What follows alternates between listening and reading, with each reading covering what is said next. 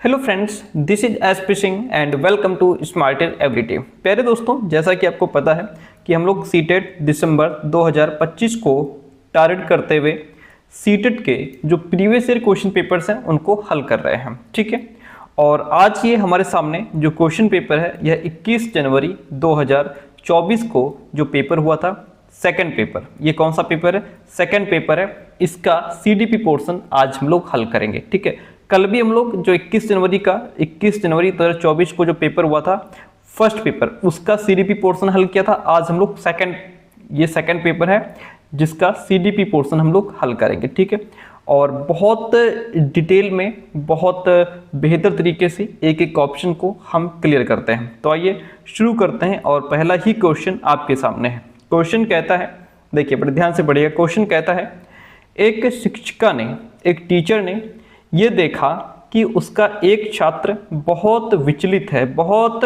डिस्ट्रैक्टिबल है। ठीक है, और उसे कक्षा के दौरान ध्यान देने में परेशानी होती है। कक्षा जब चल रही होती है तो वो कंसंट्रेट नहीं कर पाता, ध्यान नहीं दे पाता है। निम्नलिखित में से कौन सी रणनीति, कौन सी स्ट्रेटजी छात्र को केंद्रित रहने में, छात्र को क्या करने में, केंद्रित रहने में, फोकस करने में क्लास में हेल्प कर सकती है? कौन सा स्ट्रेटजी प्लान अपनाया जाए कि ये बालक जो कक्षा में बहुत डिस्ट्रैक्टिबल है, विचलित है, ध्यान केंद्रित नहीं कर पा रहा है, वो कैसे अपना ध्यान केंद्रित करे? तो उसके लिए क्या प्रभावी रणनीति होगी? हमें क्या करना चाहिए? टीचर को क्या करना चाहिए ऐसे बच्चे के साथ? छात्र को सख्ती से अपना अवधान बढ़ाने के लिए कहना। देखिए ये गलत है। स्ट्रिक्टली हम बच्चों के लिए स्ट्रिक्ट नहीं होंगे, हम बच्चों के लिए कठोर नहीं होंगे, हम बच्चों के लिए सख्ती से पालन नहीं कराएंगे, ये ऑप्शन गलत है। स्वनियमन और समय प्रबंधन के लिए छात्र को टाइमर देना, ये ठीक है, जिससे बच्चा अपने आप को सेल्फ रेगुलेट कर पाए। टाइमर देना यहाँ पे बच्चे के लिए ठीक है। टाइमर से वो ये देख पाएगा कि जो टास्क उसको दिया गया है उसको करने में उसके पास कितना समय और बचा है।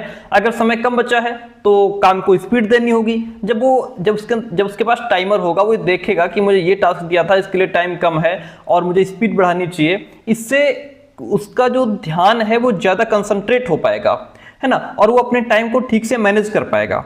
तो यहाँ पे सबसे बड़ी बात तो यही है कि टाइम को मैनेज करने के लिए, टाइम को हम कैसे मैनेज कर पाएंगे? टाइम मैनेजमेंट हमारे अंदर आएगा टाइमर से। ठीक है, तो हम बच्चों को टाइमर दे देंगे जिससे वो अपना टाइम मैनेजमेंट कर पाए, अपने आप को सेल्फ रेगुलेट कर पाए, अपने आप को स्वनिर्देशित कर पाए, अपने आप को वो निर्देश दे सके। ठीक है, सेकंड ऑप्शन बढ़िया ऑप्शन है। तीसरा देख लेते हैं, माता पिता को बुला करके छात्र के खिलाफ सख्त अनुशासनात्मक कार्रवाई।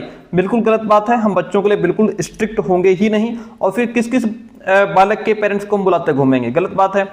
ठीक है, छात्र को कक्षा के दौरान बार बार करने के लिए काम देना। अगर आप किसी भी टास्क को बच्चे को करने के लिए आप रिपीट करते हैं, बार बार काम देते हैं, इससे बच्चा बोर हो जाएगा, ऊब जाएगा, उबाऊ उसके लिए काम हो जाएगा, काम छोड़ देगा वो। ठीक है, ये भी गलत बात है। Second option is the right one over here. Next question आपके सामने है। क्वेश्चन कहता है, जीन पियाजे का मानना था कि ज्ञान है। ज्ञान क्या है? नॉलेज क्या है? अंतः क्रियाओं के माध्यम से प्राप्त करने की बजाय जन्मजात और दिया हुआ होता है? नहीं, ये गलत है। ज्ञान कोई जन्मजात या दिया गया तब तो नहीं है कि आपको हर चीज का नॉलेज आपको जन्मजात ही है ना, बल्कि एक सक्रिय प्रक्रिया है जिसमें बच्चा खुद एक्टिव होकर के ज्ञान का निर्माण करता है। बच्चे अपने अनुभव के आधार पर ज्ञान का निर्माण स्वयं करते हैं। यह ऑप्शन गलत हो जाएगा। अधिक जानकार अन्य लोगों के साथ बातचीत से सह निर्मित होता है। वेरी गुड, ये बात कर रहा है मोर नॉलेजेबल अदर्स की। लेकिन ये जो कॉन्सेप्ट है ये वाइगोत्स्की का है। ये बात कौन करेंगे? ये बात करेंगे वाइगोत्स्की। अगर क्वेश्चन में यहाँ पे जीन पियाजे की जगह पे वाइगोत्स्की लिखा होता तब ये ऑप्शन राइट हो जाता। वाइगोत्स्की कहते हैं कि जब हम अपने से ज्यादा एक्सपीरियंस लोगों के साथ उठते बैठते हैं तो हमारा ज्ञान क्या होता है? उनके साथ बातचीत कर रहे हैं तो हमारा ज्ञान बढ़ता है। ठीक है, जब हम अपने से ज्यादा एक्सपीरियंस लोगों के साथ इंटरेक्ट करते हैं, जैसे कहते हैं कि अपने जो घर में बुजुर्ग हैं, है ना, जो आपसे बड़े हैं, उनके पास हमें बैठना चाहिए क्योंकि हमें वो जीवन के वो इंपॉर्टेंट लेसन्स दे देते हैं जो हमें कोई यूनिवर्सिटी कोई स्कूल नहीं सिखा सकता। तो वही बात करते हैं वाइगोत्स्की की, जब हम अपने से मोर नॉलेजेबल अदर्स यानी कि जो हमसे ज़्यादा ज्ञान रखते हैं, जब हम उनके साथ इंटरेक्ट में आते हैं तो हमारा ज्ञान बढ़ता है। ये बात हो गई वाइगोत्स्की की। ठीक है, हमें बात करनी है अकॉर्डिंग टू जीन पियाजे। ये तो गलत हो ही गया। एक दृश्य व्यवहार परिवर्तन है, ये कहता है कि जो ज्ञान है वो एक दृश्य व्यवहार परिवर्तन है जिसे विश्वसनीयता के साथ मापा जा सकता है। तो ये भी गलत है, ये विचार व्यवहारवादियों का है, ये बिहेवियरिस्ट का है। ठीक है, अगला है पर्यावरण से निष्क्रिय रूप से पारित होने की बजाय। बहुत अच्छी बात है, बच्चे द्वारा निर्मित किया जाता है। यही तो बात कहते हैं जीन पियाजे की जो ज्ञान है वो बच्चे के द्वारा निर्मित किया जाता है। और बच्चों को जीन पियाजे ने नन्हे वैज्ञानिक कहा है। उन्होंने कहा कि बच्चे खुद एक्सप्लोर करके डिस्कवर करके चीजें सीखते हैं। पियाजे मानते हैं कि जो बच्चे हैं वो पर्यावरण से निष्क्रिय रूप से ज्ञान ग्रहण नहीं करते। जैसा ये कहता है कि निष्क्रिय रूप से पारित होने की बजाय निष्क्रिय रूप से ज्ञान नहीं ग्रहण करते, बल्कि वे अपने एक्सपीरियंसेस के बेस पे इंटरैक्शंस के माध्यम से ज्ञान का सक्रिय निर्माण खुद करते हैं। बच्चे अपने पर्यावरण के साथ इंटरैक्शन करते हैं, उसी से सीखते हैं। ये जो पॉइंट है ये हमारा बेस्ट ऑप्शन हो जाएगा। ठीक है, constructed by the child rather than being passed passively from the environment. Fourth option is the right one in this question. आगे बढ़ते हैं, अगला प्रश्न आपके सामने। क्वेश्चन कहता है कि जीन पियाजे के अनुसार चिन्हों के लिए चिन्हों का प्रयोग करने की क्षमता, जैसे कि अक्षर x को अज्ञात अंक के लिए मानने की क्षमता डैश के दौरान विकसित होती है और विद्यार्थियों को डैश सीखने में सक्षम बनाती है। कहता है जैसे कि हमको नहीं स्कूल में कहा जाता था मैथ्स में कि माना x की वैल्यू इतनी है, माना x की वैल्यू इतनी है तो y की वैल्यू कितनी होगी। ठीक है, इस तरीके से हमसे क्वेश्चंस हमको दिए जाते थे। तो वो किस उम्र में आ जाते हैं, ये जो कॉन्सेप्ट है बच्चे के अंदर, ये जो योग्यता है, क्षमता है, वो किस उम्र में आ जाती है, ये क्वेश्चन हमसे पूछ रहा है। ठीक है, जैसे हमको क्वेश्चन दे दिया जाता था कि x+3 है ना, बच्चों को, छोटे बच्चों को सिखाने के लिए x+3 = 7, तो यहाँ पे x का मान निकालो। ये इस प्रकार के हमको सवाल दे दिए जाते थे। तो ये क्षमता बच्चे के अंदर कब आती है? क्या ये क्षमता मूर्त संक्रियात्मक अवस्था में आ जाती है? क्या ये क्षमता मूर्त संक्रियात्मक अवस्था जो होती है, क्या यहाँ पे आ जाती है? मूर्त संक्रियात्मक अवस्था कितने साल की होती है? ये होती है 7 से 11 साल की। 7 से 11 साल की। क्या यहाँ पे बच्चे के अंदर ये क्षमता आ जाती है? नहीं आती। और संरक्षण और क्रमबद्धता, ये तो इस उम्र में आ जाता है, लेकिन ये जो क्षमता है x को अज्ञात मानने की, ठीक है, ये नहीं आती, इसलिए ये ऑप्शन कट जाएगा हमारा। दूसरा है औपचारिक संक्रियात्मक अवस्था। औपचारिक संक्रियात्मक अवस्था, यहाँ पे बच्चा 11 से प्लस हो जाता है, यानी कि 11 से 15 वर्ष का बच्चा हो जाता है। यहाँ पे बच्चे के अंदर ये क्षमता आ जाती है कि अगर उसको हम x+3 = 7 दे दें तो वो यहाँ पे x का मान निकाल पाएगा। ठीक है, यहाँ पे बच्चे के अंदर बीजगणित और गणना सीखने में बच्चा सक्षम हो जाता है। ठीक है, इसलिए सेकंड ऑप्शन जो है हमारा वह राइट हो जाता है। और ये जो औपचारिक संक्रियात्मक अवस्था है 11 से 15 वर्ष की, इसको जीन पियाजे कहते हैं कि बच्चे इस अवस्था में वैज्ञानिकों की तरह तार्किक सोच रखते हैं, समस्या समाधान की क्षमता बच्चों में तेज हो जाती है। और जब बच्चा 11 से 15 वर्ष का है, औपचारिक संक्रियात्मक अवस्था में है, तो बच्चे में एब्स्ट्रैक्ट थिंकिंग आ जाती है, अमूर्त चिंतन बच्चे में आ जाता है, बच्चा इमेजिनेशन करने लगता है, उसके अंदर बीजगणित और गणना करने की जो उच्च स्तर की जो क्षमता है वो बच्चे के अंदर डेवलप हो जाती है। ठीक है, बालक यहाँ पे अलजेब्रा के कॉन्सेप्ट को समझने लगता है, लॉजिकल रीजनिंग उसके अंदर बच्चे के अंदर आ जाती है। ठीक है, अगला है औपचारिक संक्रियात्मक अवस्था। बात तो ठीक है, लेकिन संरक्षण और क्रमबद्धता ये जुड़ा है हमारा मूर्त संक्रियात्मक अवस्था से। मूर्त संक्रियात्मक अवस्था, और ये जो मूर्त संक्रियात्मक अवस्था है यहाँ पे बीजगणित और गणना नहीं आती, ये कट जाएगा। ऑप्शन तीसरा हमारा यहाँ पे राइट हो जाता है। अगला प्रश्न लीजिए, प्रश्न क्या कहता है, बहुत बढ़िया प्रश्न है। वास्तविक जीवन की समस्याओं और मूर्त अनुभवों से सीखने से बच्चों को अधिगम और जानकारी प्राप्त करने के लिए कई रास्ते मिलते हैं। बहुत अच्छी बात लिखी है, पॉइंट बहुत सही लिखा है कि वास्तविक जीवन की समस्याएं, जो हम रोज अपनी लाइफ में प्रॉब्लम्स फेस करते हैं, वहाँ से जो हम सीखते हैं, जो हमारे साथ घटनाएं खुद घट रही हैं, जो हमारे मूर्त अनुभव, जो हम वर्क करते हैं, वहाँ से जो हमें एक्सपीरियंस मिलता है, ये जो चीज़ें हैं ना, यहाँ पे सीखने से बच्चों को अधिगम और जानकारी प्राप्त करने के लिए कई रास्ते मिलते हैं। ठीक है, जो हमें वास्तविक जीवन हमें सिखा जाता है वो कोई नहीं सिखाता। ठीक है। विकास अपेक्षाकृत व्यवस्थित और अनुक्रमिक होता है, ये भी पॉइंट बहुत सही लिखा है कि जो विकास है, जो डेवलपमेंट है, वो व्यवस्थित तरीके से होता है, अनुक्रमिक होता है, यानी कि जो हमारा डेवलपमेंट है वो कैसा है, रिलेटिवली है, orderly and sequential.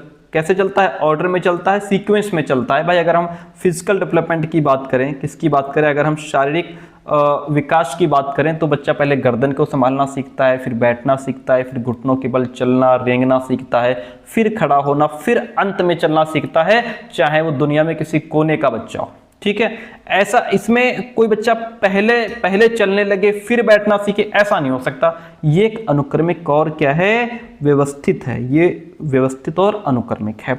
Language development की अगर हम इसी में बात कर लें, बच्चा पहले बबलिंग करना सीखता है ना, फिर वो पा बा मा दा ऐसे बोलना सीखता है, 2 शब्द के वाक्य बोलना सीखता है, फिर पूरा सेंटेंस बोलना सीखता है। तो ये सीक्वेंस चलता है, इसको हम इग्नोर नहीं कर सकते, चाहे दुनिया में किसी कोने का बच्चा हो। ये जो सीक्वेंस है, ये जो ऑर्डर है वो सेम रहेगा, ठीक है। तो यहाँ पे हमारा क्या हो जाएगा कि अब इसका ऑप्शन क्या राइट होगा, ए और आर। बात तो दोनों की सही है, दोनों सही है, लेकिन ये इसको एक्सप्लेन नहीं कर रहा है किसी भी कंडीशन में।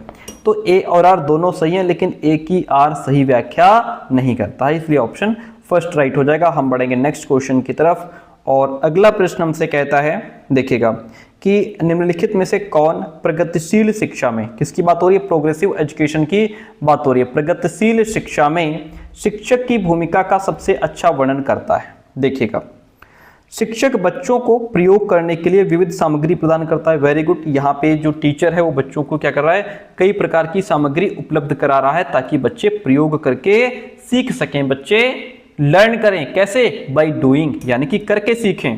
और आवश्यकता पड़ने पर आलंबन प्रदान करता है, और अगर बच्चों को जरूरत है तो थोड़ी हेल्प भी कर रहा है टीचर, ठीक है। तो ये बहुत सटीक पॉइंट लिखा है, क्योंकि टीचर इसमें एक निर्देशक की भूमिका निभा रहा है, टीचर यहाँ पे एक गाइड की भूमिका निभा रहा है, एक सुविधादाता यानी कि फैसिलिटेटर की भूमिका निभा रहा है, ठीक है। इसलिए पॉइंट बहुत अच्छा है। तो बाकी है, शिक्षक पाठचर्या मानकों का कड़ाई से पालन सुनिश्चित करने के लिए जिम्मेदार है। ये बिल्कुल गलत है। इसमें तो टीचर का मेन काम हो गया कि बस सिलेबस पूरा करो, चाहे कैसे भी पूरा करो, टाइम पे हमें जो पाठचर्या मानक है टाइम पे सिलेबस पूरा हो जाना चाहिए, बच्चे सीखें ना सीखें, ये बिल्कुल गलत बात है। शिक्षक बच्चों को स्वतंत्र रूप से सीखने देता है और उनके सीखने में हस्तक्षेप नहीं करता, ये भी गलत बात है। देखिए, आप बच्चों को फ्रीडम तो दीजिए, लेकिन उनकी लर्निंग में बिल्कुल हस्तक्षेप ना करें, ये गलत बात है। आपको यहाँ पे निर्देशक की भूमिका निभानी होगी, सुविधा दाता यानी कि फैसिलिटेटर की भूमिका निभानी होगी, ठीक है। और ऑप्शन में सुविधादाता यानी कि फैसिलिटेटर की भूमिका को पूरी तरह नकार दिया गया है। अब अगर आप इंटरफेयर नहीं करेंगे, उनको देख रेख में नहीं रखेंगे, तो क्या पता बच्चा सही सीख रहा है कि गलत सीख रहा है, ये भी गलत हो गया। शिक्षक ज्ञान कक्षा में ज्ञान और प्राधिकार का प्राथमिक स्रोत है, ये भी ऑप्शन गलत है। बेस्ट क्या है, पहला ही गलत। सही है हमारा कि प्रोग्रेसिव एजुकेशन में जो टीचर है वो बच्चों को सीखने के लिए अलग अलग प्रकार की सामग्री देता है और ज़रूरत पड़ने पर बच्चों की हेल्प करता है, और अगर बच्चा कहीं फंस रहा है तो थोड़ा उनको बता भी देता है कि ये ऐसे होगा, ठीक है। बेस्ट ऑप्शन फर्स्ट है।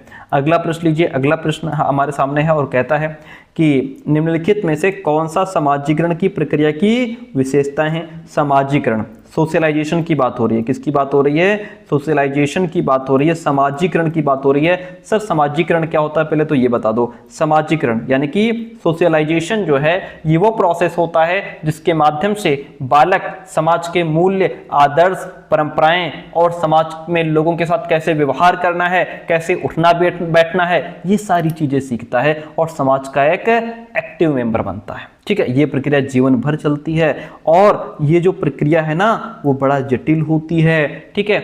ये हमारी संस्कृति पर निर्भर करती है कि हमारे यहाँ का कल्चर कैसा है। जैसे हमारे यहाँ का कल्चर होगा हमारे अंदर वैसा ही सोशलाइजेशन हो जाएगा, ठीक है। और ये कई आयामों में भी होती है, ठीक है। तो अब इसमें हम आगे समझते हैं समाजीकरण की प्रक्रिया की विशेषताएं क्या है। यह एक रेखीय प्रक्रिया है, रेखीय नहीं है कि बिल्कुल सीधी चलती जा रही है, ऐसा नहीं है, ये गलत हो जाएगा। ये एक रेखीय प्रक्रिया, लीनियर प्रोसेस नहीं है प्यारे दोस्तों। समाजीकरण लीनियर प्रोसेस नहीं है, ये कई प्रोसेस से गुजरता है, ये गलत हो जाएगा। यह एक जटिल प्रक्रिया है, ये हम मानते हैं। ये कैसी प्रक्रिया है? ये एक जटिल प्रक्रिया है, क्योंकि सोशलाइजेशन में हमारे परिवार की भूमिका है ना, और हमारे विद्यालय की भूमिका रहती है, हम किस प्रकार के समाज में रह रहे हैं, मीडिया का प्रभाव हम पर पड़ता है, धर्म का प्रभाव हम पर पड़ता है, तो इन सभी का योगदान इसमें होता है। इसीलिए ये जटिल भी है और गहरी भी है। ठीक है, अगला पॉइंट, यह एक बहुआयामी प्रक्रिया है। बहुआयामी का मतलब सर क्या होता है? देखिए, इसमें हमारा संज्ञानात्मक, भावनात्मक, सामाजिक, सांस्कृतिक आदि कई आयाम शामिल होते हैं। जैसे हमने कह दिया कि इसमें संज्ञानात्मक आयाम, हमने कह दिया कि इसमें संज्ञानात्मक आयाम शामिल है। ठीक है, संज्ञानात्मक आयाम, कॉग्निटिव डायमेंशन इसमें कैसे? देखिए, संज्ञानात्मक आयाम का मतलब जैसे बच्चा इसमें नए विचार रखता है, नए विचार सीखता है, लैंग्वेज सीखता है, प्रॉब्लम सॉल्विंग जैसी चीज़ें सीखता है, इससे उसका सोचने और समझने का तरीका डेवलप होता है। ये हो गया संज्ञानात्मक आयाम। फिर हमने कह दिया कि इसमें बच्चा भावनात्मक आयाम, क्या होता है? भावनात्मक आयाम। ठीक है, भावनात्मक आयाम का मतलब क्या होता है? जिसको हम इमोशनल डायमेंशन कहते हैं।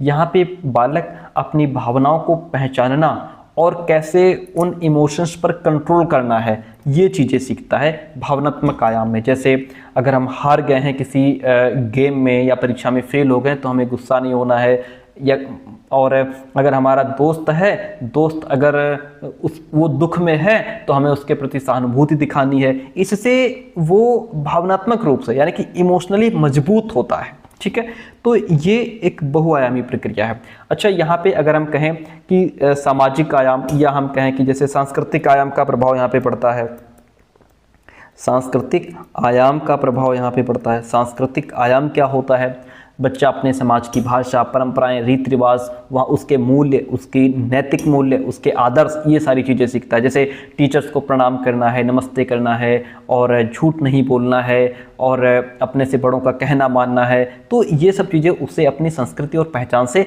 जोड़ देती हैं, जैसा भी उसका कल्चर है। ठीक है, अब यहाँ पे भारतीय संस्कृति का प्रभाव अलग अलग पड़ता है। भारतीय संस्कृति का अलग है। भारतीय संस्कृति में क्या कहते हैं? भारतीय संस्कृति में कहते हैं कि जैसे बच्चों को कहते हैं कि जो आपसे बड़े हैं उनके पैर छूने हैं, प्रणाम करना है, नमस्ते करना है। ठीक है, और हमारे भारतीय संस्कृति में सामूहिकता की भावना होती है, यानी कि परिवार पहले है। ठीक है, क्या है? परिवार पहले है। हमारे भारत में हम की भावना होती है। वहीं पर दूसरे देश में, यहाँ पे दूसरे देश का अगर बालक है, उसका सांस्कृतिक आयाम यहाँ पे बदल जाएगा। वहां पे बच्चों को ये नहीं कहा जाता कि दूसरे के पैर छुओ, नमस्ते करो, उसका सम्मान करो। वहां पे बच्चे के अंदर हम की भावना नहीं होती, वहां पे मैं की पहचान होती है। वहां पे बच्चों को मैं की पहचान पर जोर दिया जाता है। हमारे यहाँ बच्चा अगर बड़ों से थोड़ा ज्यादा बोलने लग जाए, क्वेश्चंस पूछने लग जाए, तो हमारे यहाँ क्या कहते हैं? कहते हैं बच्चों से जुबान लड़ाते हो, सॉरी, बड़ों से जुबान लड़ाते हो, नालायक कहीं के। वहां पे बच्चों का सेल्फ कॉन्फिडेंस तुमने वहीं पे मार दिया, बच्चे का आत्मविश्वास जो बढ़ना था वहीं पे मार दिया आपने। और दूसरे देशों में बच्चे को खुलकर बोलने और क्वेश्चन करने की अनुमति होती है। तो बच्चा जिस प्रकार के समाज में रह रहा है, उसका उसी प्रकार से डेवलपमेंट होना है। ठीक है, बच्चा जैसे दूसरे देशों में क्या है कि बच्चा आई टू आई कांटेक्ट करना सीखता है, सेल्फ कॉन्फिडेंस उसका बढ़ाया जाता है। हमारे यहाँ उसको बचपन में ही मार दिया जाता है। तो ये सारी चीज़ें होती हैं, इसलिए ये बहुआयामी प्रक्रिया है। यह विभिन्न संस्कृतियों में विशेष रूप से होती है। अलग अलग प्रकार की जो संस्कृति, जैसे मैं अभी बता रहा था आपको, जैसे हमारे भारत में कैसे और दूसरे देशों में कैसे कल्चर का प्रभाव पड़ता है। ठीक है, तो यहाँ पे जो ए है वो हट जाएगा, बाकी बी सी डी तीनों सही हैं। ठीक है, तो इसमें ए हट जाएगा, बी सी डी तीन ऑप्शन यहाँ पे राइट हो जाते हैं। ठीक है, आगे बढ़ते हैं, हम आपको थोड़ा ज़्यादा समझाने का प्रयास करते हैं, बाकी आप कमेंट करके बताएं। अगला प्रश्न कहता है, निम्नलिखित में से कौन एक समावेशी कक्षा का उदाहरण नहीं है? देखिए, समावेशी कक्षा का उदाहरण नहीं है। भाई, समावेशी कक्षा होती क्या है? रोज हम आपको एक बार बता देते हैं। समावेशी कक्षा, इंक्लूसिव जो क्लासरूम है, ये वो होता है जहां सभी छात्रों की जो विविधताएं हैं, जैसे उनकी भाषा, उनकी संस्कृति, उनकी शारीरिक क्षमता अलग अलग होती है, मानसिक क्षमता अलग अलग होती है, उनकी सामाजिक आर्थिक स्थिति अलग अलग होती है, इन सभी चीज़ों को एक्सेप्ट किया जाता है, इन सभी चीज़ों को स्वीकार किया जाता है, और हर छात्र को सीखने का एक समान अवसर दिया जाता है। वो होती है समावेशी कक्षा। अब आंसर आप कर पाएंगे। इसका उदाहरण कौन सा नहीं है भाई? उचित समावेशन का पालन, फॉलोइंग रीजनेबल अकोमोडेशन, यानी कि उचित समावेशन का पालन। इसका अर्थ है कि सभी बच्चों को, चाहे वो किसी भी पृष्ठभूमि से आया हो, उसकी क्षमता जो भी हो, आप एक समान रूप से शिक्षा देने का प्रयास कीजिए। बहुत सही है, ये तो समावेशी कक्षा का उदाहरण है, लेकिन हमको यहाँ पे ढूंढना है नहीं, ये तो है। विभेदित निर्देश देना, ऑफरिंग डिफरेंशिएटेड इंस्ट्रक्शंस, ये भी समावेशी शिक्षा का ही उदाहरण है। ठीक है, कैसे? इसका मतलब है कि सभी छात्रों की जो पर्सनल नीड्स हैं, उनकी क्षमताएं हैं, सीखने की जो शैली है, उसके हिसाब से उन्हें आप निर्देश दीजिए। ये समावेशी कक्षा का एक आवश्यक हिस्सा होता है। प्रतिस्पर्धी लोकाचार को प्रोत्साहित करना, यानी कि इंकरेजिंग कॉम्पिटिटिव एथॉस। इसका मतलब क्या होता है? इसका मतलब ये होता है कि आप यहाँ पे अगर कंपटीशन को बढ़ावा दे देंगे तो कुछ छात्रों को आप बेहतर समझ रहे हैं, कुछ को हल्का समझ रहे हैं, तो ये कंपटीशन बढ़ जाएगा। समावेशी शिक्षा में कंपटीशन नहीं होता। ठीक है, हम सबको समान समझते हैं। कंपटीशन से सामाजिक भेदभाव बढ़ जाता है, असमानता बढ़ जाती है। ठीक है, जिससे जो वंचित समूह के छात्र पिछड़ सकते हैं। विविध दृष्टिकोणों का समावेश, हाँ ये बात सही है। जब विभिन्न पृष्ठभूमि और अलग अलग सोच वाले छात्रों की बातों को सुना जाता है, उनके विचारों को मान्यता दी जाती है, उनके विचारों को एक्सेप्ट किया जाता है, तो एक समावेशी और सहयोगात्मक वातावरण बन जाता है। ये भी ऑप्शन सही है हमारा। नहीं कौन सा है? कंपटीशन को बढ़ावा हम किसी कंडीशन में नहीं देंगे। अगला प्रश्न देखिएगा, 8 नंबर क्वेश्चन कहता है कि वह कोई उद्देश्यात्मक निश्चित क्षण नहीं होता जब कोई बच्चा मध्य बाल्यावस्था या किशोरावस्था में प्रवेश करता है। ये कथन सही है। क्यों सही है? क्योंकि डेवलपमेंट, क्योंकि जो विकास है, जो बालक का विकास है, जो डेवलपमेंट है, वो तो एक निरंतर चलने वाली प्रक्रिया है ना। वो तो कंटिन्यूअस प्रोसेस है, जिसमें कोई विशेष समय नहीं होता, जिसमें कोई निश्चित क्षण नहीं होता कि जब बच्चा अचानक एक अवस्था से दूसरी अवस्था में चला जाता है कि भाई कल बच्चा बाल्यावस्था में था और आज किशोरावस्था में आ गया। कोई उद्देश्यात्मक, कोई निश्चित क्षण नहीं होता कि कल बच्चा बाल्यावस्था में था, आज किशोरावस्था में आ गया। ये बात बिल्कुल ठीक है, सही कह रहा है स्टेटमेंट। ठीक है, वह कोई उद्देश्यात्मक निश्चित क्षण होता ही नहीं है जब कोई बच्चा मध्य बाल्यावस्था से किशोरावस्था में आ जाए। ठीक है, ये कोई अचानक नहीं हो जाता। विकास प्रकृति में निरंतर होता रहता है। बिल्कुल, जो डेवलपमेंट है वो क्या है? वो निरंतर होता रहता है, कंटिन्यूअस प्रोसेस है। गर्भ से कब्र तक जाता है, वूम्ब टू टूम्ब जाता है, तो ये निरंतर चलने वाली प्रक्रिया है। दोनों ही ऑप्शन यहाँ पे हमारे राइट हो जाते हैं। ठीक है, तो ऑप्शन यहाँ पे हमारा सही क्या हो जाएगा? यहाँ पे सही हो जाएगा ए और आर दोनों ही सही हैं। ए की आर सही व्याख्या कर रहा है। ये सही इसलिए व्याख्या कर रहा है क्योंकि विकास निरंतर चलने वाली प्रक्रिया है, कोई रुक रुक करके नहीं चलती, या ऐसा नहीं होता कि कल बच्चा बाल्यावस्था में था या शैशवावस्था में था, आज बाल्यावस्था में आ गया, ऐसा नहीं है। इसलिए ऑप्शन जो 4th है वहाँ राइट हो जाएगा। अगला प्रश्न लीजिए। अगला प्रश्न आपसे कहता है कि कोहलबर्ग के नैतिक विकास की किस अवस्था में, नैतिक विकास की किस अवस्था में? ठीक है, जैसे कोहलबर्ग ने क्या किया है? कोहलबर्ग ने 3 लेवल बताए हैं। ठीक है, नैतिक विकास के, और 6 स्टेज बताए हैं, 6 चरण बताए हैं। तो नैतिक विकास की किस अवस्था में बच्चों का तर्क कानून की नैतिकता के इर्द गिर्द घूमता है? ठीक है, पारंपरिक नैतिकता में, विषम नैतिकता, स्वायत्त नैतिकता, या फिर पूर्व पारंपरिक नैतिकता? आइए इस क्वेश्चन का आंसर ढूंढने के लिए एक बार थ्योरी पर नजर डाल लेते हैं। तो जैसा कि हमसे क्वेश्चन में पूछा गया कि किस स्तर पर, यानी कि किस अवस्था में बच्चों का जो तर्क है वो कानून की नैतिकता के इर्द गिर्द घूमता है। कोहलबर्ग ने नैतिकता के 3 लेवल 6 चरण बताए हैं, जिसमें पहला लेवल है पूर्व लौकिक स्तर, जिसको हम लोग प्री कॉन्वेंशनल लेवल कहते हैं। इसमें 2 चरण आते हैं। फिर दूसरा है कन्वेंशनल लेवल। क्या है? Conventional level. ठीक है, या जिसको हम कहते हैं पारंपरिक नैतिकता, कन्वेंशनल मोरलिटी इसी में आती है। इसको भी 2 भागों में विभाजित किया गया है। जैसे यहाँ एक तो बच्चे के अंदर स्टेज ऑफ प्रेज होती है। इस अवस्था में बालक जो है वही काम करता है जिसका परिणाम उसे प्रशंसा प्रदान करता है, यानी कि जिसका परिणाम, जिस काम को करने का रिजल्ट जो है उसे खुशी दे, प्रशंसा दे, उसी काम को करने में उसे मजा आता है। ठीक है, और समाज के लोग उसको एक्सेप्ट करें। इस अवस्था तक उसे प्रशंसा और निंदा का अर्थ समझ में आ जाता है। वहीं पर दूसरा है सामाजिक व्यवस्था के प्रति सम्मान की अवस्था। यहाँ पे कानून की नैतिकता के इर्द गिर्द बच्चे का तर्क घूमता है। कैसे? इस अवस्था में बालक सामाजिक रीति रिवाज क्या है, मूल्य क्या है, नियम क्या है, ठीक है, प्रथाएं क्या हैं और लौकिक क्रियाओं से अवगत हो जाता है। इनके प्रति उसका विश्वास एवं आस्था अटूट हो जाती है, उसमें कर्तव्य की भावना डेवलप हो जाती है, वो समझने लगता है कि कौन सा काम अच्छा है, कौन सा काम अच्छा नहीं है, कौन सा काम गलत है। तो यहीं पे बच्चों का तर्क जो है कानून की नैतिकता के इर्द गिर्द घूमने लगता है। बच्चा समझ जाता है कि कौन सा काम अच्छा है, कौन सा काम अच्छा नहीं है। तो अकॉर्डिंग टू द क्वेश्चन जो कन्वेंशनल मोरलिटी है, जो पारंपरिक नैतिकता है, ये जो है इस अवस्था में बच्चों का तर्क कानून की नैतिकता के इर्द गिर्द घूमता है। First option is the right one over here. अगला प्रश्न कहता है वाइगोत्स्की के अनुसार संज्ञानात्मक विकास को सुगम बनाने में शिक्षक की क्या भूमिका होती है। देखिए, जो हम कह रहा है कि बच्चे का जो कॉग्निटिव डेवलपमेंट है उसको सुगम बनाने में शिक्षक किस तरीके से अपना रोल प्ले करता है। देखिएगा, अब इसमें फर्स्ट ऑप्शन है आलंबन के माध्यम से, यानी कि इसके फोल्डिंग के थ्रू, कि बच्चा अगर किसी क्वेश्चन में फंस रहा है तो टीचर उसकी थोड़ी सी हेल्प करते, ठीक है, इस तरीके से। तो आलंबन के माध्यम से छात्र के सीखने का मार्गदर्शन और समर्थन करना, बात तो ठीक लग रही है। छात्रों को पूरी तरह से स्वतंत्र रूप से सीखने की अनुमति देना, कि पूरी तरह से उनको फ्रीडम दे दो, ये बात ठीक नहीं है। केवल उन्हीं कार्यों को देना जो विद्यार्थी वर्तमान में स्वतंत्र रूप से कर सकते हैं। अगर ऐसा ही काम दोगे कि बच्चा आराम से कर ले तो फिर बच्चा नया कुछ सीख नहीं पाएगा, ठीक है, वो बोर भी हो जाएगा उस काम को करते करते। छात्र को जानकारी और ज्ञान प्रदान करना, सिर्फ जानकारी दो, सिर्फ ज्ञान बच्चों को दो, ये तो फिर रूट लर्निंग पर आ जाएगा। सबसे बेस्ट ऑप्शन ये होता है कि बच्चों के अंदर कॉग्निटिव डेवलपमेंट को अगर बढ़ाना है तो उसमें टीचर क्या कर सकता है कि टीचर बच्चों को टास्क दे दे, कोई भी प्रोजेक्ट दे, बच्चे उस पर काम करें, यदि जहाँ पर फंसे बच्चे वहाँ पर टीचर को मार्गदर्शन और समर्थन दे देना चाहिए, ठीक है। इसी को इन्होंने स्कैफोल्डिंग कहा है, जो एक टेम्पररी हेल्प होती है, कुछ समय के लिए बच्चों को दी जाती है। Option first is the right one in this question. आगे बढ़ेंगे, 11 नंबर क्वेश्चन आपके सामने कहता है कि शिक्षकों को निरंतर अपने स्वयं के रूढ़िवादिता और पूर्वाग्रहों पर चिंतन करना चाहिए। बहुत अच्छी बात है कि रूढ़िवादिता और पूर्वाग्रहों पर चिंतन करना चाहिए।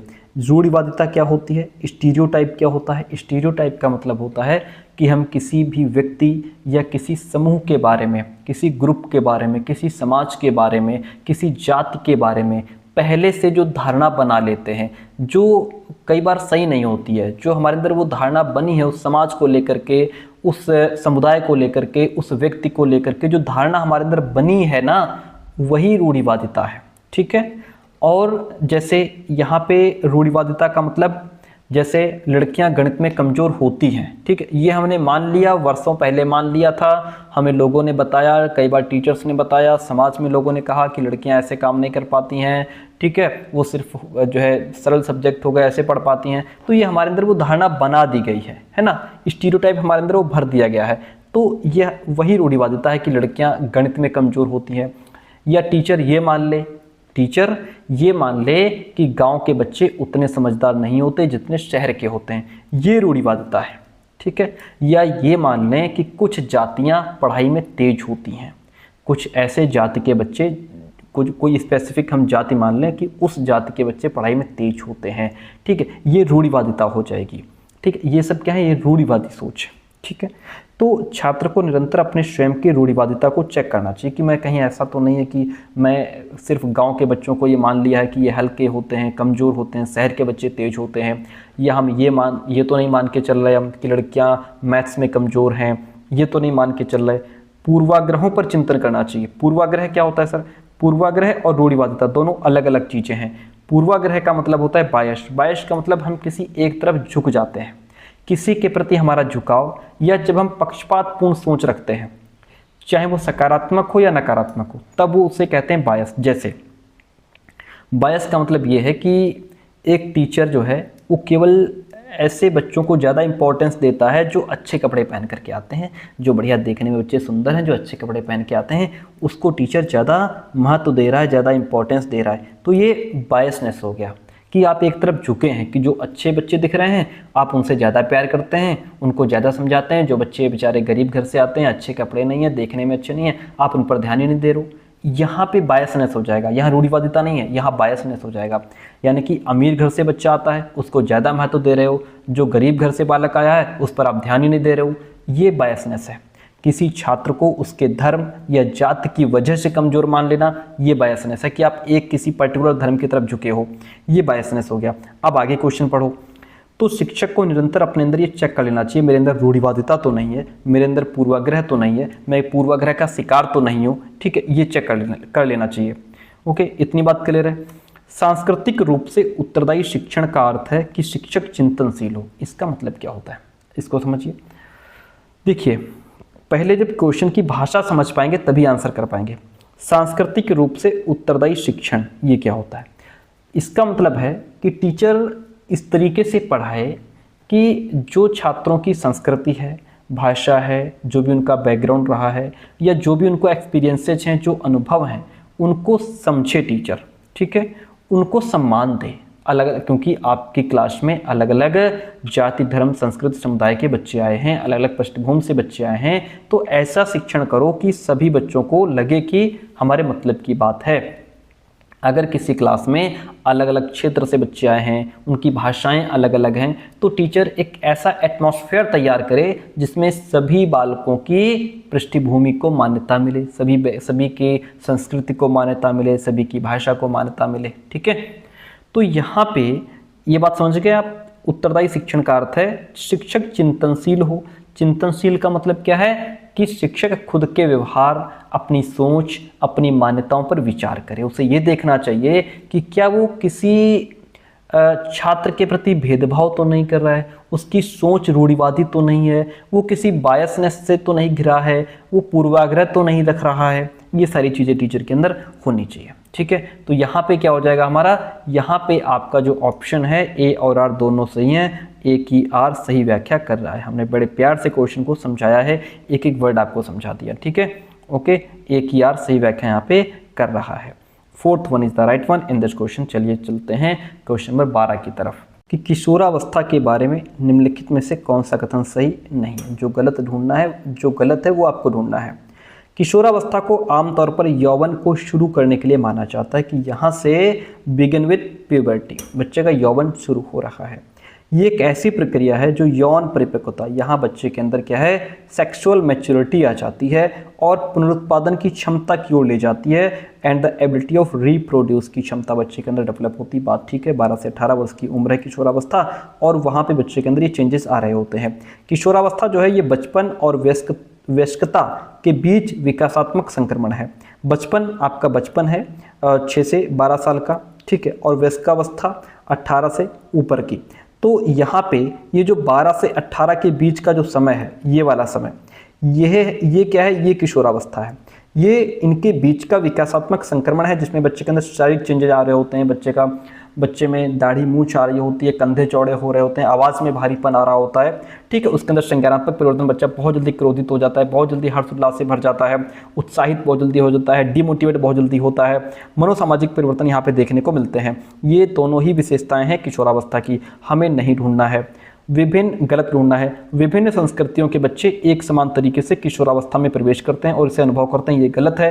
क्यों गलत है? क्योंकि मान लीजिए हमारे यहाँ 12 से 18 साल के बच्चे को बच्चा ही माना जा रहा है। हो सकता है दूसरी संस्कृति में 12 से 18 साल के बच्चे के ऊपर पूरे घर की जिम्मेदारी आ गई हो, तो वो इसको अनुभव नहीं कर पा रहा है ना। हो सकता है वो पूरा घर चला रहा हो। और यहाँ पे फर्क पड़ता है हमारी सभ्यता, संस्कृति का, हमारे समाज का, हमारे रहन सहन का, हम किन लोगों के साथ रह रहे हैं। ऐसा तो नहीं है हमारे यहाँ वो बच्चा ही है और दूसरी जगह वही 18 साल का, 16, 17, 18 साल का जो चोरों उचक्कों के बीच रह रहा था, वो चोर उचक्का बन गया, वो बड़ा डकैत बन गया।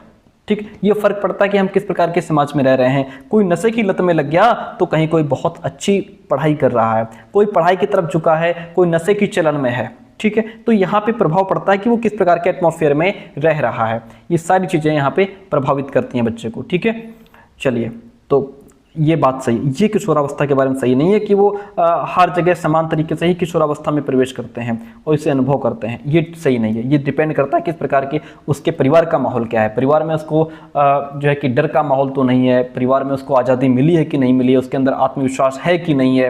ठीक है, किशोरावस्था एक सामाजिक संरचना है, ये भी इसके बारे में सही है, लेकिन हमें गलत क्या है, गलत यही है। ठीक है, ऑप्शन 3। ठीक है, ये अनुभव करते हैं, ये गलत है। प्रभाव पड़ता है वहाँ की सभ्यता, संस्कृति, समाज का। अगला क्वेश्चन कहता है कि कोहलबर्ग के नैतिक विकास के सिद्धांत की कैरोल गिलिगन की आलोचना का केंद्रीय तर्क क्या है। भाई जो कोहलबर्ग ने नैतिक विकास का सिद्धांत दिया है इसकी आलोचना की है कैरोल गिलिगन ने, लेकिन आलोचना किस बेस पे की है, क्या पॉइंट लेकर के उन्होंने आलोचना की है। बच्चों की नैतिक क्षमताओं को अधिक आंकना, नहीं। बच्चों के अध्ययन में प्रायोगिक शोध प्रणाली का उपयोग करके, नहीं। स्कूल जाने वाले बच्चों के लिए अध्ययन की शैक्षिक निहितार्थ, ये भी गलत है। देखभाल की नैतिकता और नारीवाद दृष्टिकोण को लेकर के उन्होंने आलोचना की है। ये कहते हैं कि भैया देखो ऐसा है, तुमने पुरुषों की सोच को प्राथमिकता दी है, तुमने सिर्फ पुरुषों की सोच को ही महत्व दिया है, महत्व नारी को भी तो दो, तुमने इसमें नारी को जो है इंक्लूड नहीं किया है। महिलाओं की जो सोच होती है वो नैतिक सोच होती है, वो घर में बच्चों का पालन पोषण करती हैं, देखभाल करती हैं, पूरे परिवार में एक संबंध बना करके रखती हैं, अपनी जिम्मेदारी निभाती हैं, उस पर आधारित होती है महिलाओं की नैतिक सोच। महिलाओं की नैतिक सोच अपने परिवार के आधार पर आधारित होती है, जैसे वो बच्चों का देखभाल रखती है, ख्याल रखती है, उसके अंदर ममता होती है, प्रेम होता है, उस पर आधारित होती है उसकी नैतिक सोच। लेकिन तुमने तो महिलाओं को इग्नोर ही कर दिया है, तुमने सिर्फ बालकों को लिया है, बालिकाओं को नहीं लिया है, तुमने बालिकाओं को नज़रअंदाज कर दिया। उन्होंने कहा कि महिलाओं की नैतिकता जो केयर एथिक्स है वो देखभाल की नैतिकता पर आधारित होती है, ना कि केवल न्याय और नियमों पर। इस बात को लेकर के उन्होंने कोहलबर्ग की आलोचना कर दी, कोहलबर्ग की खटिया खड़ी कर दी। Option 4 is the right one in this question. छात्रों के अच्छा प्रदर्शन करने और स्कूल में बने रहने की अधिक संभावना है। बच्चे स्कूल में जो है अच्छा प्रदर्शन करेंगे और स्कूल में बने रहेंगे, इसकी ज़्यादा पॉसिबिलिटी तब है जब उनको अपने स्कूल में भावनात्मक लगाव हो, इमोशनली वो स्कूल में अच्छा फील करें, वो माने कि हमारा स्कूल में होना मायने रखता है ना।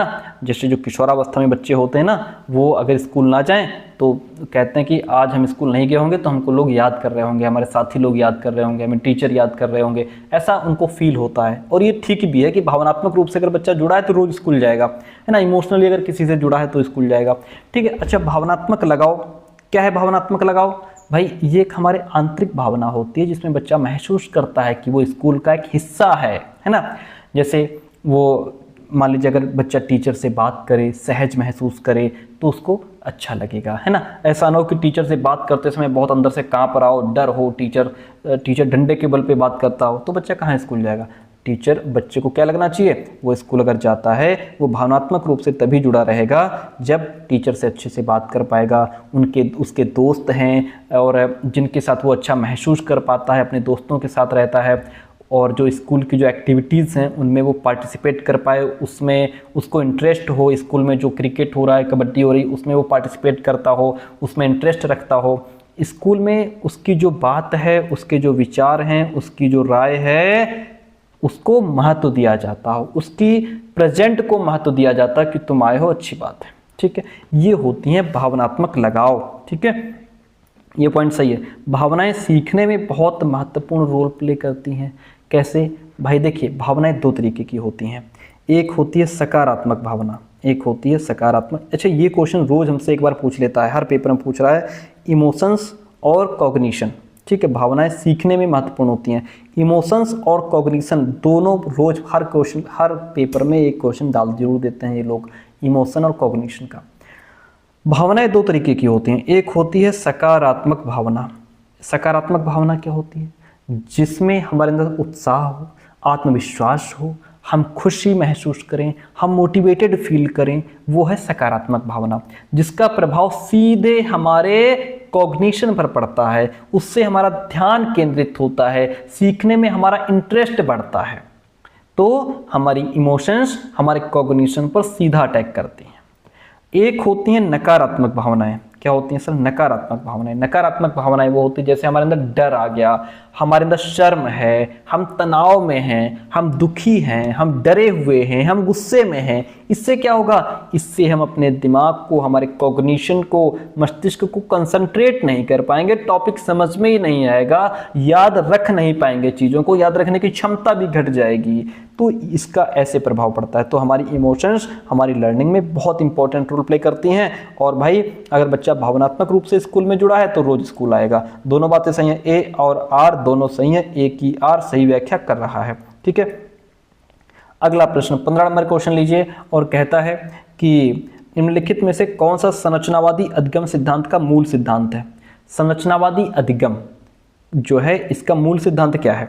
अधिगम तब होता है जब छात्रों को शिक्षकों से सही उत्तर और फीडबैक मिलता रहे, यानी कि फिर तो इसमें बच्चा पैसिव हो गया ना, यहाँ पे सारे आंसर टीचर ही दे रहा है। ठीक है, हटा दो इसको, ये संरचनावाद नहीं कहता।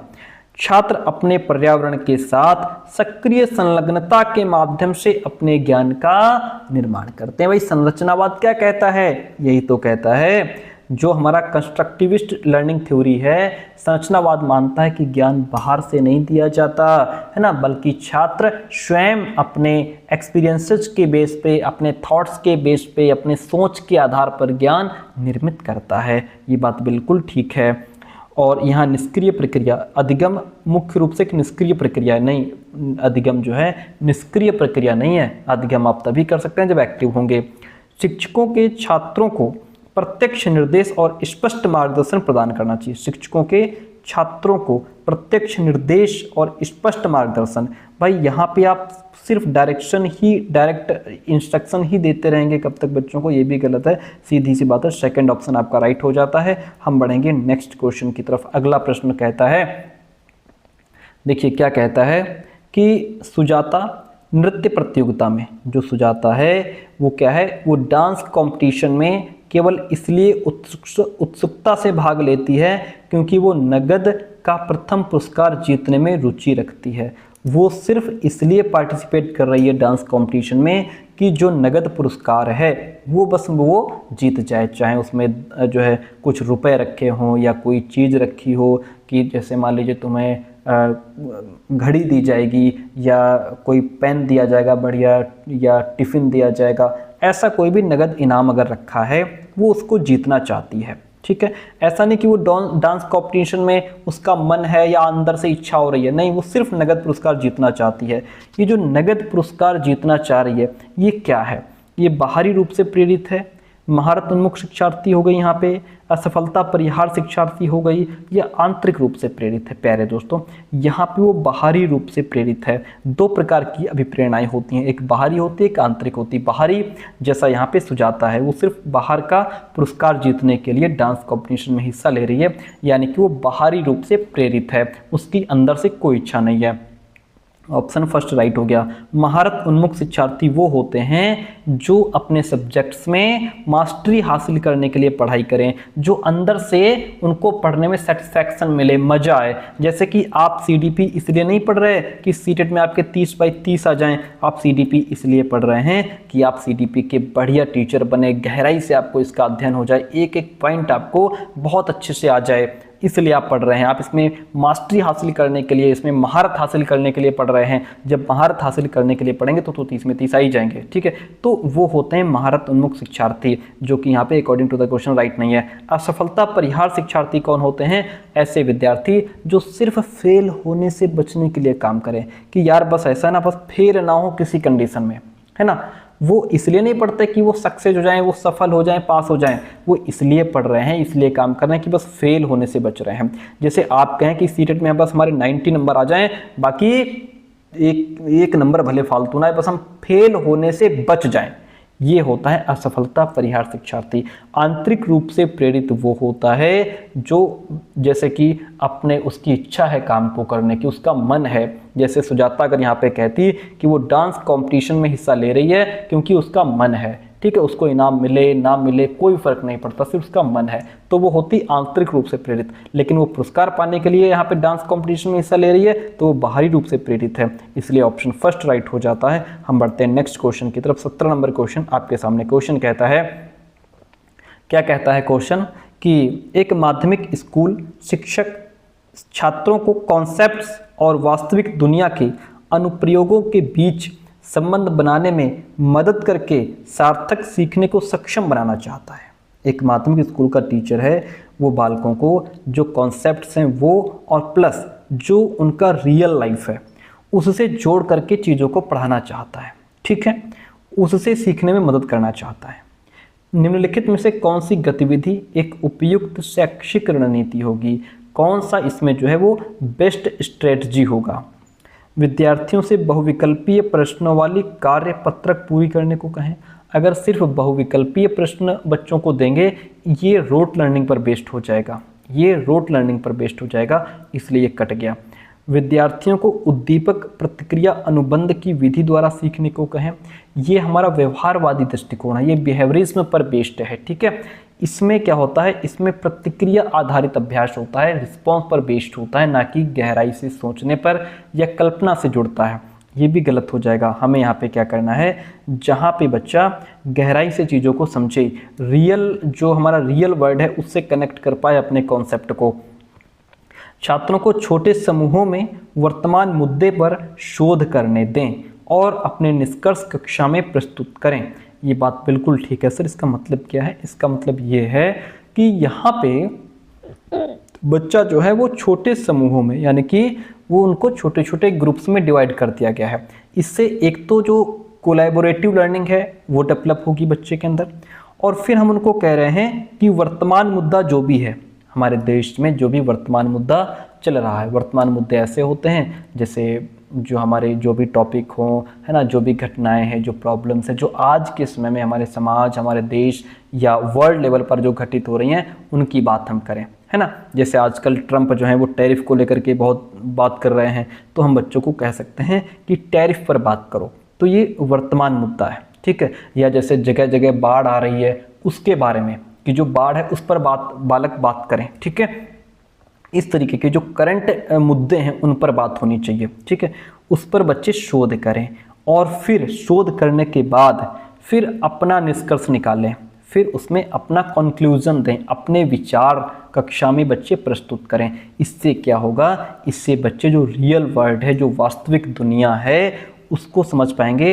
इससे बच्चा अपने कॉन्सेप्ट और वास्तविक दुनिया के जो अनुप्रयोग, उनके बीच क्या कर पाएगा, रिलेशन बना पाएगा बच्चा, ठीक है। ये बेस्ट ऑप्शन हमारा हो जाता है। छात्रों को नियम और परिभाषाएं याद करने दें, ये फिर वही रोट लर्निंग की बात हो गई। इससे न तो कभी इमेजिनेशन पावर बढ़ती है बच्चे की, ना ही वो वास्तविक दुनिया से संबंध बना पाते हैं। बेस्ट ऑप्शन हमारा 3 नंबर हो गया।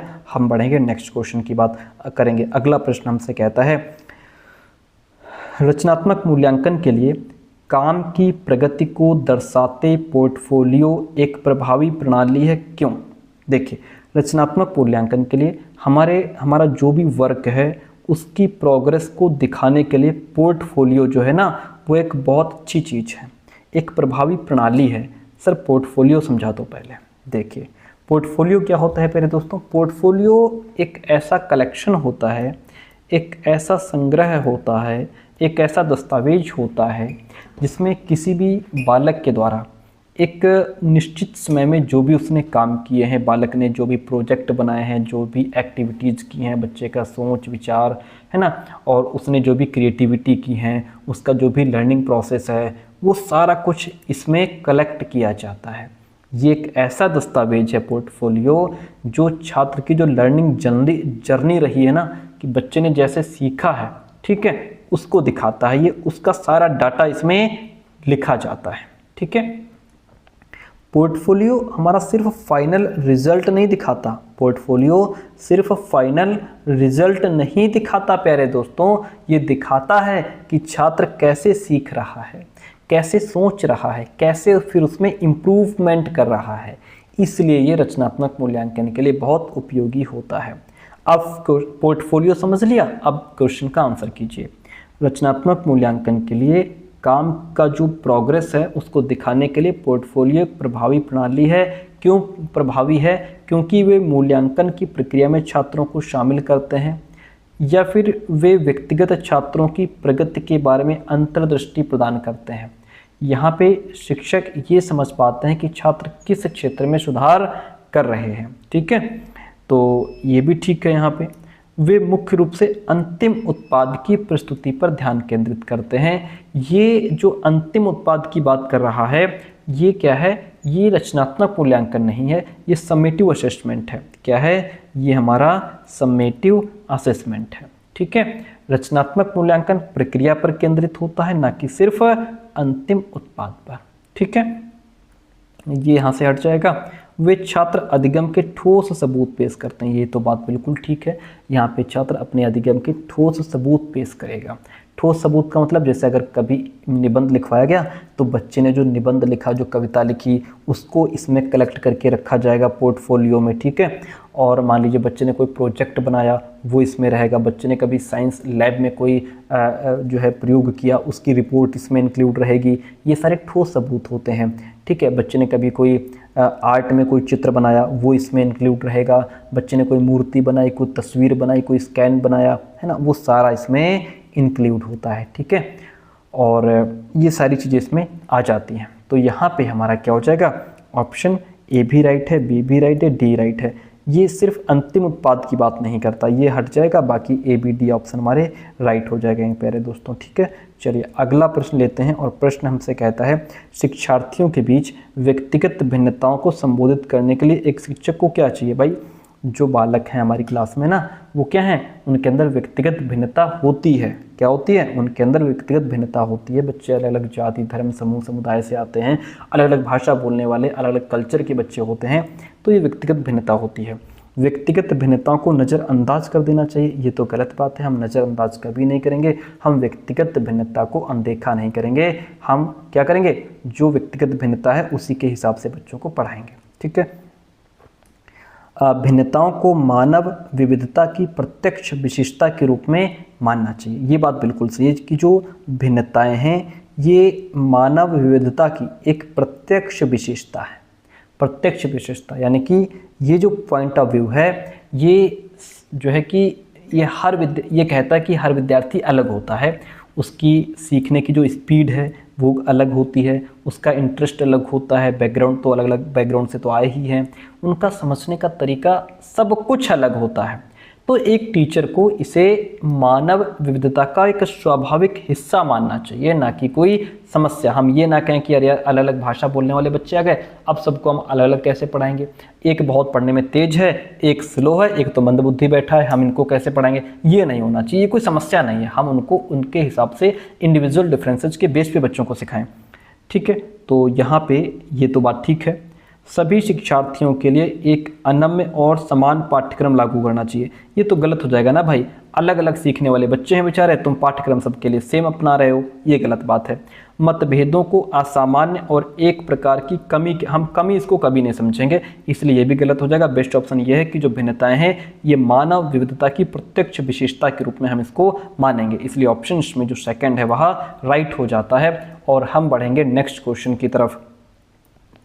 अगला प्रश्न लेते हैं, और प्रश्न हमसे कहता है, क्या कहता है कि लेवाइगोत्स्की के अनुसार बच्चे डैश के साथ अंतःक्रिया के अनुभव से लाभान्वित होते हैं और उन कार्यों को कर पाते हैं जो उनके समीप दूराभिमुख विकास के क्षेत्र के डैश है।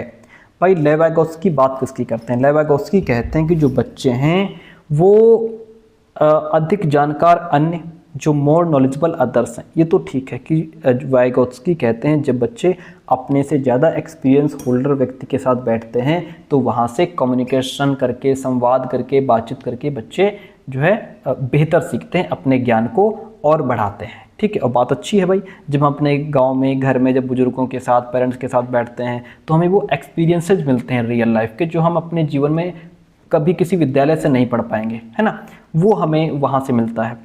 ठीक है, लेकिन समीप दूराभिमुख विकास के क्षेत्र के बाहर, बस बाहर हैं, नहीं ये गलत है यहाँ पे। ठीक है, भौतिक वातावरण और अंदर ये भी गलत है, बाहर ये भी गलत है। यहाँ पे बेस्ट ऑप्शन है कि अधिक जानकार अन्य और अंदर।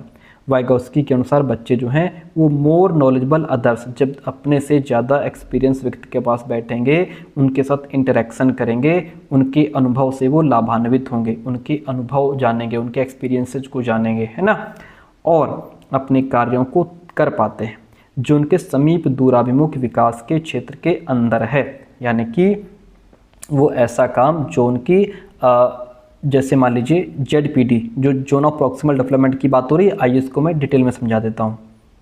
जोन ऑफ प्रॉक्सिमल डेवलपमेंट यानी कि ये देखिए यहाँ पे जैसे बच्चा जो है, बच्चे के पास जो काम है, यहाँ पे बच्चा अपने काम को अपने आप कर पा रहा है, फिर एक स्टेज होती है कि बच्चा बिल्कुल काम नहीं कर पाता है, एक स्टेज होती है कि जहाँ पे बच्चे को अगर कोई दूसरा हेल्प कर दे, मोर नॉलेजेबल अदर्स, जो बच्चे से ज़्यादा जानता है वो अगर यहाँ पे बच्चे की हेल्प कर दे तो बच्चा उस काम को कर लेगा। ठीक है, ये वो स्टेज होती है। ठीक है, तो जब वो बच्चे के अंदर रहेगा तब बच्चा बेहतर कर पाएगा। तो सेकंड ऑप्शन समझ गए, उनके समीप दूराभिमुख विकास के क्षेत्र के अगर अंदर कोई चीज़ है तब वो समझ लेगा भाई एक स्टेज ये हो गई, एक ये हो गई, एक ये हो गई। यहाँ बच्चा अपने आप काम कर रहा है, यहाँ बिल्कुल नहीं कर पा रहा है, यहाँ दूसरे की हेल्प से, मोर नॉलेजेबल अदर्स की हेल्प से कर रहा है। तो ये क्या है, ये अंदर है, ये बाहर नहीं है, ये अंदर है। तो जब समीप दूराभिमुख विकास का जो क्षेत्र है जब ये इसके अंदर होगा तब बच्चा बेहतर सीख पाएगा। इसलिए ऑप्शन 4 यहाँ पे राइट हो गया। अगला प्रश्न लीजिए। अगला प्रश्न आपसे कहता है, क्या कहता है कि आलोक निम्नलिखित व्यवहार दिखाता है। क्या व्यवहार दिखा रहा है भाई? पढ़ते समय सिर को अजीब स्थिति में पकड़ना, पढ़ते समय अपनी खोपड़ी पकड़ लेता है, आँखों को बार बार मूंद लेता है, बंद कर लेता है और आँखों को रगड़ने लगता है, आँखों की लाली सूजन, अक्षर पहचान में भ्रमित हो जाता है, फिर वो उसकी आंखें सूज जाती हैं, लाल हो जाती हैं, आंखें बार बार बंद करता है, आंखों को रगड़ता है, यानी कि बच्चे को क्या है, आंखों में दिक्कत है।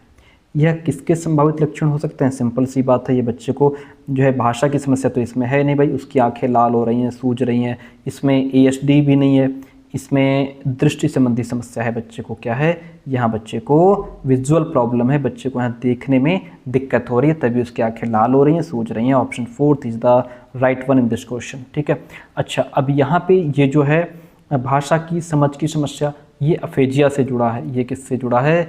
ये अफेजिया से जुड़ा है। श्वलीनता विकार जो है ये क्या है? श्वलीनता विकार जो ऑटिज्म स्पेक्ट्रम डिसऑर्डर, यानी ये क्या है, ये हमारा ASD है, जिसमें बच्चा समाज के लोगों के साथ बातचीत करने में, कम्युनिकेशन करने में और उसको अपना व्यवहार करने में कठिनाई होती है ना, आई टू आई कांटेक्ट नहीं कर पाता, कुछ चीज़ों को बार बार रिपीट करता है बिना मतलब के, है ना, दूसरों के साथ खेलने में वो अच्छा फील नहीं कर पाता, अपनी जो बात है उसको बड़ा मुश्किल से रख पाता है, ये सारी चीज़ें, संचार कम्युनिकेशन नहीं कर पाता, ये दोनों ही ASD की क्या है, विशेषताएँ हैं। ठीक है, ये अफेजिया है, ये हमारा दृष्टि संबंधी समस्या है।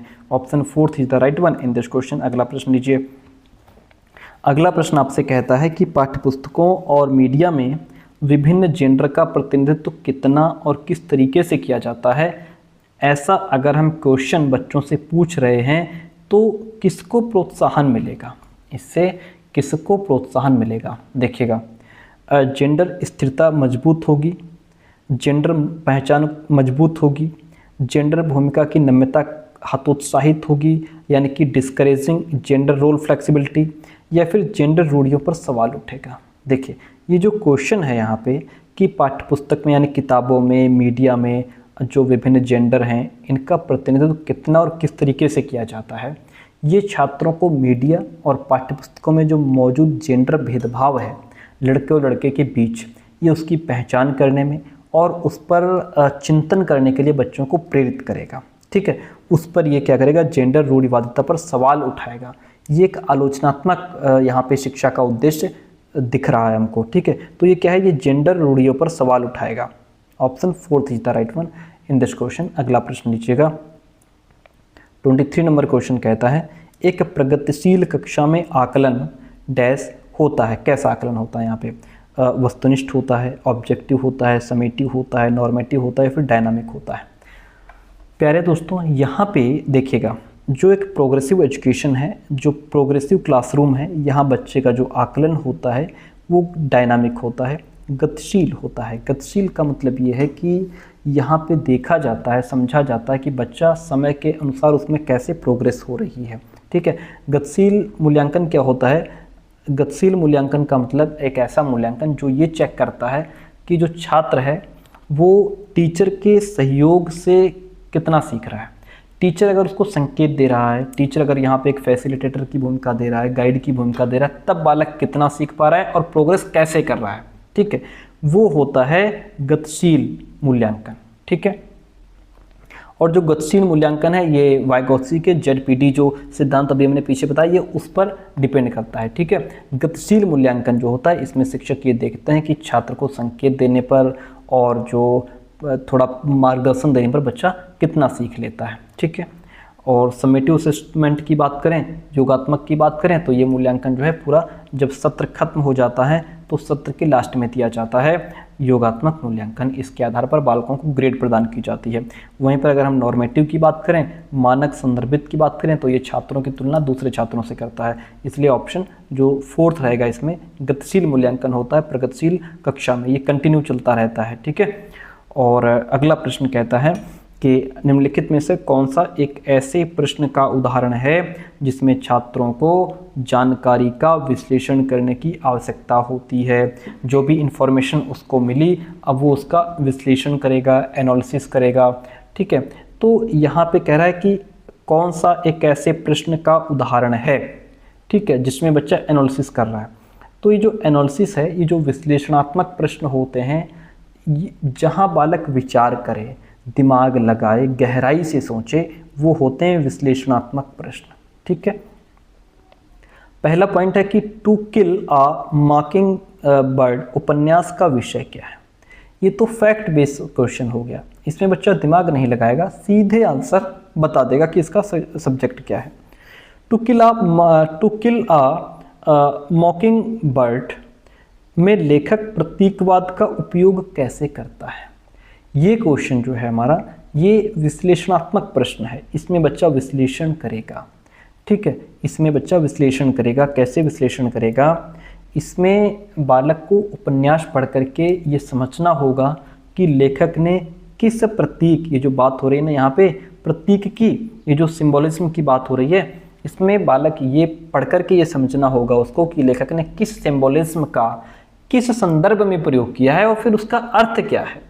इसमें केवल इंफॉर्मेशन नहीं है, इसमें बच्चा एक्सप्लेन करेगा, एनालिसिस करेगा, फिर बता पाएगा। उसको पढ़ना भी पड़ेगा। इसमें अगर ये पूछ लें कि टू किल अ मॉकिंग बर्ड का नायक कौन है, तो मॉकिंग बर्ड का नायक कौन है, तो आंसर सीधे बता देगा, है ना। और उपन्यास कथानक क्या है, ये भी बच्चा सीधे बता देगा। इसमें भी विश्लेषण नहीं है, विश्लेषण इसमें है। ठीक है। Second option is the right one this question. अगला प्रश्न लीजिए। और प्रश्न कहता है कि देखिएगा, एक बच्चा किसी काम को करने में जितना कम सक्षम होता है, शिक्षकों को उतने ही अधिक संकेत और इशारे देने चाहिए। बिल्कुल बात सही भाई। बच्चा जो है बेचारा अभी काम को करने में पूरा सक्षम नहीं, थोड़ा कम सक्षम है, तो यहाँ पे टीचर उसको ज़्यादा हेल्प करे, संकेत करे, इशारे करे, उसको गाइड करे। Very good. और जैसे जैसे बच्चा अधिक से अधिक कर सकता है, शिक्षक को कम से कम मदद करनी चाहिए। बहुत अच्छी बात है। अगर बच्चा ज़्यादा काम कर रहा है तो आप कम हेल्प करो बच्चे की, है ना। बहुत अच्छी बात है भाई। जब कम कर पा रहा था तो टीचर को ज़्यादा हेल्प करनी चाहिए। जब बच्चा ज़्यादा कर पा रहा है तो टीचर को यहाँ पे अपना हाथ थोड़ा पीछे खींच लेना चाहिए। ठीक है। बहुत बढ़िया बात। बच्चे को खुद करने दो। बुद्धि को बुद्धि लब्धि की गणना करके सटीक रूप से नहीं मापा जा सकता। Very good. बात बहुत सही है भैया कि बुद्धि को केवल IQ लेवल तक ही, IQ स्कोर तक सीमित नहीं होती बुद्धि। इसमें समस्या समाधान, क्रिएटिविटी, भावनात्मक बुद्धिमत्ता, कई सारे आयाम होते हैं। ठीक है। तो बात तो ये सही है, लेकिन ये इसको एक्सप्लेन नहीं कर रहा है। यहाँ पे कह रहा है कि टीचर जब बच्चा कम सीख रहा है तो टीचर ज़्यादा हेल्प करे, जब ज़्यादा सीख रहा है तो कम हेल्प करे। और यहाँ बात हो गई बुद्धि की, ये इसको एक्सप्लेन नहीं कर रहा है। पॉइंट दोनों सही हैं आपके, ए और आर दोनों सही हैं, लेकिन यहाँ पे ए की आर सही व्याख्या नहीं कर रहा है। ठीक है। इसलिए फर्स्ट ऑप्शन राइट हो जाएगा। अगला प्रश्न लीजिए भाई। 26 नंबर क्वेश्चन आपके सामने है। निम्नलिखित में से कौन सा एक महारत लक्ष्य अभिविन्यास का वर्णन करता है। मैंने क्या कहा था आपसे, मास्टरी गोल ओरिएंटेशन का मतलब होता है जहां बच्चा क्या करे, जहां बच्चा उस सब्जेक्ट में, उस विषय में महारत हासिल करने के लिए पढ़े उसको। ठीक है। देखिए, किसी काम को, किसी कार्य के लिए अपनी कौशल और समझ को सुधारने पर ध्यान देना। जब बच्चा महारत हासिल करने के लिए पढ़ता है तो वो अपने काम में स्किल्स डेवलप करना चाहता है, अपनी समझ को सुधारना चाहता है, इसीलिए उस पर ध्यान दे रहा है, इसीलिए पढ़ रहा है। बात बिल्कुल ठीक है। बाहरी पुरस्कार प्राप्त करने के लिए नहीं। जो बच्चा महारत हासिल करने के लिए पढ़ रहा है उसको बाहरी पुरस्कार से मतलब नहीं है। CDP में 30 में 30 आए या ना आए, हमको CDP बहुत डीप में पढ़नी है, बहुत गहराई से पढ़नी है। इसीलिए मैं आपको हर एक शब्द का मतलब समझा देता हूँ, हर एक जो इसमें ऑप्शंस हैं, हर एक ऑप्शन का मतलब समझा देता हूँ, ताकि आप बेहतर तरीके से सीख जाओ। जो मैं क्लासेस आपको करवा रहा हूँ, जब ये सारे PYQs आप सॉल्व कर लेंगे तो ये मान के चलिए कि थ्योरी का आपको भी नहीं पढ़ना पड़ेगा, एक शब्द नहीं पढ़ना पड़ेगा, और क्वेश्चन पेपर को बहुत अच्छे से सॉल्व करोगे। 130 120 प्लस नंबर लेकर के आओगे जब आप इस तरीके से पढ़ोगे, जैसे मैं आपको समझा रहा हूँ एक एक वर्ड का मतलब समझा करके। वही होता है मास्टरी ऑफ गोल ओरिएंटेशन। बाहरी पुरस्कार प्राप्त करने के लिए उच्च ग्रेड प्राप्त ध्यान देना, ये मास्टरी गोल नहीं है, ठीक है, ये गलत है। अपमान के डर से असफलता से बचना, ये भी नहीं है। दूसरों के साथ कंपटीशन, ये भी नहीं है। क्या है मास्टरी गोल ओरिएंटेशन का मतलब? जब आप अपनी स्किल्स को डेवलप करना चाह रहे हैं, अपनी समझ को बेहतर बनाना चाह रहे हैं। ऑप्शन फर्स्ट राइट हो जाएगा। अगला प्रश्न आपसे कहता है निम्नलिखित में से कौन सी प्रक्रिया, कौन सा प्रोसेस वातावरण से प्राप्त जानकारी, जो इंफॉर्मेशन आपको एटमॉस्फेयर से मिली है, उसका अर्थ का निर्माण कर पाएं आप और इसे अपनी मेमोरी में क्या कर पाएं, अपनी मेमोरी में संग्रहित कर पाएं। ठीक है, कब कर पाएंगे आप? जब आप क्षय हो जाएगा आपका, यानी नुकसान, कहीं से कोई कमी है या भूल रहे हैं चीज़ों को, तब आप अर्थ निर्माण कर पाएंगे। तब आप उस अर्थ का निर्माण नहीं कर पाएंगे, उस इंफॉर्मेशन का एनालिसिस नहीं कर पाएंगे। ठीक है, और पुनर्प्राप्ति या फिर ध्यान देना, जब हम चीज़ों पर ध्यान देंगे, जब हम चीज़ों पर अटेंशन देंगे, तभी हम क्या कर पाएंगे, जो भी एटमॉस्फेयर से हमने जानकारी प्राप्त की है उसको अपने दिमाग में उतार पाएंगे। ठीक है, ध्यान देने से क्या होता है, हम अपने थॉट्स, हमारे इमोशंस, हमारा उद्देश्य क्या है, उसके हिसाब से इंफॉर्मेशन का एनालिसिस कर पाते हैं। ठीक है, और फिर उसे अपनी मेमोरी में आसानी से ट्रांसफ़र भी कर पाते हैं कि उसके पीछे हमारा उद्देश्य क्या है। अगर हम ध्यान नहीं दे रहे हैं, अगर हम ध्यान नहीं दे रहे हैं, तो फिर इंफॉर्मेशन हमको जो वातावरण से मिल रही है, एटमॉस्फेयर से मिल रही है, इसमें जो बात हो रही है उसका अर्थ ही नहीं समझ पाएंगे, फिर उसे अपने स्मृति में हम कलेक्ट नहीं कर पाएंगे। ऑप्शन फोर्थ यहाँ पे राइट हो जाता है। 28 नंबर क्वेश्चन आपके सामने क्या कहता है क्वेश्चन, एक समावेशी कक्षा में, ठीक है, सीखने के लक्ष्य, शैक्षणिक रणनीतियाँ यानी कि जो हमारी पेडागोजिकल स्ट्रेटजीज हैं, उनके साथ साथ आकलन में अनुकूलन किया जाना चाहिए। आकलन में अनुकूलन क्या होता है?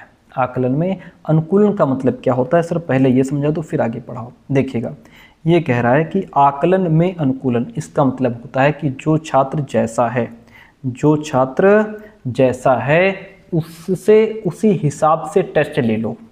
भाई हर बालक की योग्यता अलग है, उसकी क्षमता अलग है, उसकी ज़रूरत अलग है, तो हम सबका आकलन भी सेम तरीके से नहीं कर सकते। आप बच्चों के हिसाब से क्या हो जाओ, बच्चों के हिसाब से ढल जाओ आप, है ना, बच्चों के अनुकूल हो जाओ।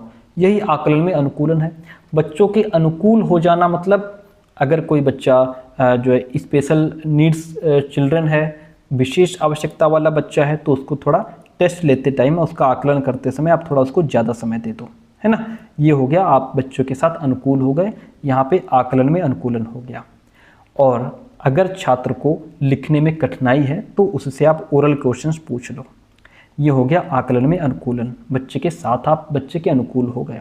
अगर कोई बच्चा देख नहीं सकता, दृष्टिबाधित है, तो उसको आप ऐसा क्वेश्चन पेपर दे दो जिसमें उभरे हुए डॉट्स वगैरह होते हैं, जो दृष्टिबाधित बच्चों के लिए आता है, तो आप ये होगा कि बच्चे के अनुकूल हो गए आप। अगर जहाँ लिखना पॉसिबल ही नहीं है तो वहाँ बच्चों या जो बच्चा सुनने में जिसको दिक्कत है, जो बच्चा श्रवण बाधित है, सुन नहीं सकता, उससे आप संकेत करके, इशारे करके, चित्र दिखा करके उसका टेस्ट ले लो भाई। और चित्र दिखा करके आप जब उसका टेस्ट ले लेंगे, इसका मतलब आप बच्चे के अनुकूल हो गए। ये होता है आकलन में अनुकूलन। जो बच्चा जैसा है उसके हिसाब से ढल जाओ और उसका टेस्ट ले लो। ठीक है, अपनी ना चलाओ कि ये क्वेश्चन पेपर सबको पकड़ा दिया।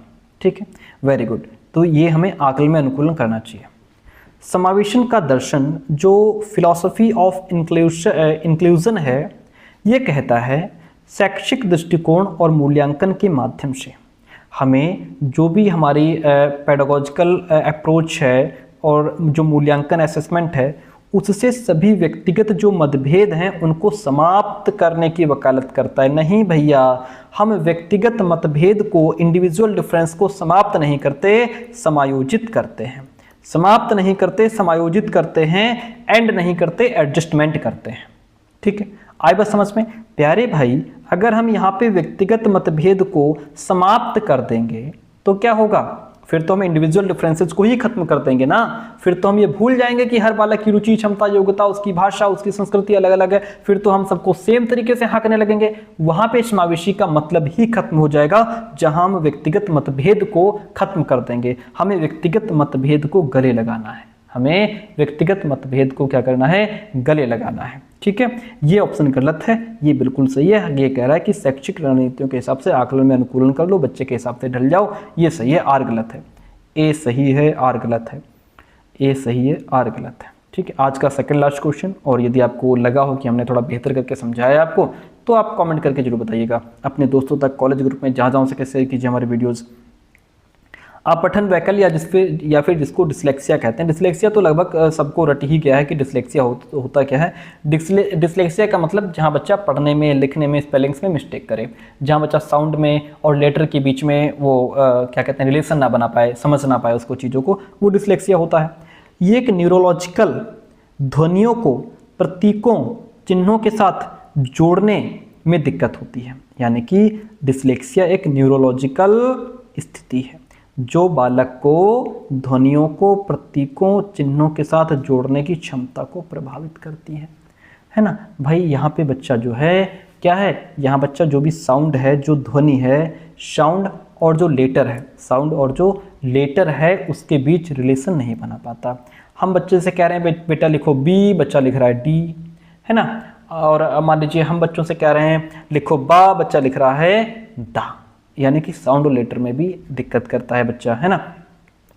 पी को पी और क्यू में अंतर नहीं कर पाता, पी को क्यू लिखता है, क्यू को पी लिखता है ना। और सा को वाज पढ़ता है, वाज को सा पढ़ता है। ये सारी दिक्कत यहाँ बच्चे को आती हैं। ऑप्शन फर्स्ट राइट हो जाएगा। हम बढ़ेंगे आज के लास्ट क्वेश्चन की तरफ और ये आप जरूर बताइएगा कि क्लास कैसी रही। ठीक है, प्रश्न कहता है कि एक प्रारंभिक विद्यालय का शिक्षक, जो प्रारंभिक विद्यालय का शिक्षक है, वो छात्र के शैक्षणिक आत्मसंप्रत्यय के विकास को दृढ़ता से प्रभावित कर सकता है।